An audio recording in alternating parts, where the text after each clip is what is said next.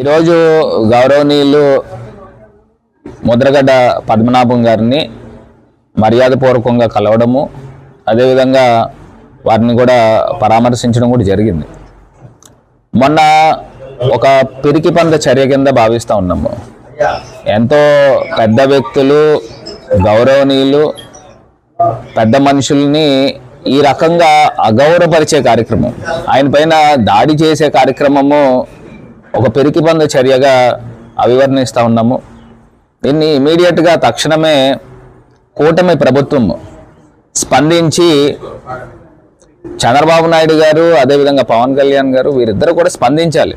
ఇప్పుడు ఒక పెద్ద మనుషుల పైన ఈ రకమైన చిల్లర పనులు చేయిస్తూ ఉంటే వీరు ఎందుకు స్పందించట్లేదు ఒకటే అర్థం కావట్లే.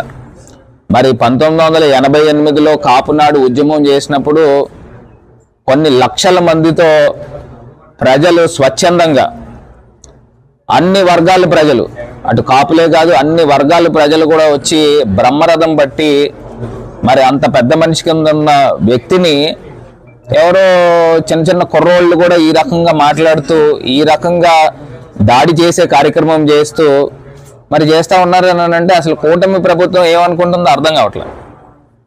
గతంలో కూడా ఎన్నో సంఘటనలు జరిగినాయి. అప్పట్లో తెలుగుదేశం పార్టీ అధికారంలో ఉన్నప్పుడు కూడా ఏ రకంగా దుర్భాషణలాడి కుటుంబ సభ్యులను కూడా వదలకుండా మహిళల పైన కూడా ఏ రకంగా పోలీసుల చేత దుర్భాషణలు ఆడించిన సందర్భాలు కూడా ఎవరు కూడా మర్చిపోలే. ఇవాళ ప్రజలందరూ కూడా తెలుసుకుంటూ ఉన్నారు. అసలు ఎందుకు ఈ కూటమి ప్రభుత్వాన్ని గెలిపించామరా బాబు అని తలలు పట్టుకునే పరిస్థితులు కనబడతా ఉన్నాయి. మొన్న పండక్కి క్లియర్గా అర్థమైపోయింది. సంక్రాంతి పండక్కి ఎప్పుడు కళకళలాడుతూ ఉండేది. కరోనా టైంలో కూడా ప్రజల చేతుల్లో డబ్బులు ఉండేది. అంటే జగనన్న ఏదో పథకం పేరు చెప్పి డబ్బులు ప్రజలకి ఇచ్చే కార్యక్రమం చేస్తూ ఉండేవారు. మరి వీళ్ళు వచ్చి 9 నెలలు అవుతూ ఉంటే వ్యాపారస్తులు విలవిల్లాడిపోతూ ఉన్నారు. ప్రజలు కూడా చేతుల్లో ఎవరి దగ్గర కూడా డబ్బులు లేవు. డైలీ ఫైనాన్స్లు, డైలీ కలెక్షన్లు కూడా విపరీతంగా పెరిగిపోయినాయి. ఇప్పుడు ఫీజులు మార్చిలో ఎగ్జామ్స్ ఉన్నాయి, హాల్ టికెట్లు ఇవ్వాలని అంటే ఫీజులు కట్టాల్సిన పరిస్థితులు. మరి గతంలో విద్యా దీవెన, వసతి దీవెన అని ఎన్ని వేలైతే అన్ని వేల రూపాయలు తల్లుల ఖాతాల్లో వేసేవారు. మరి ఇవాళ ఏది కనబడట్లే. నిజంగా కూడా ప్రజలు కూడా తలలు పట్టుకునే పరిస్థితులు కనబడుతున్నాయి. ఖచ్చితంగా మంచి రోజులు వస్తాయి.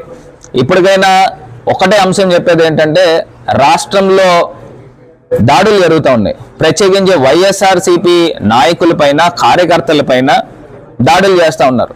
అంటే నేను ఒకటే అంశాన్ని గుర్తు చేస్తూ ఉన్నా. అంటే దాడులు ఎందుకు చేస్తున్నారు? రేపు ప్రజల దగ్గర నుంచి తిరగబడే పరిస్థితులు కనబడతాయి. ఎందుకంటే పథకాలు ఇవ్వకపోతే ప్రజలు కూడా రోడ్ల మీదకి వస్తారు.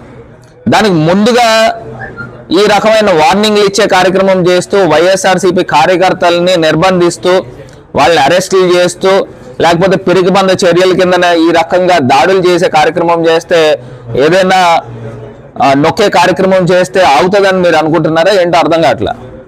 ఇవాళ అంత టెక్నాలజీ ఇంకా ముందుంది. ఖచ్చితంగా ప్రజలకు అందరికీ ఇప్పటికే ఈ కూటమి ప్రభుత్వం యొక్క నిజస్వరూపం ఏంటనేది పూర్తి స్థాయిగా అర్థమైంది.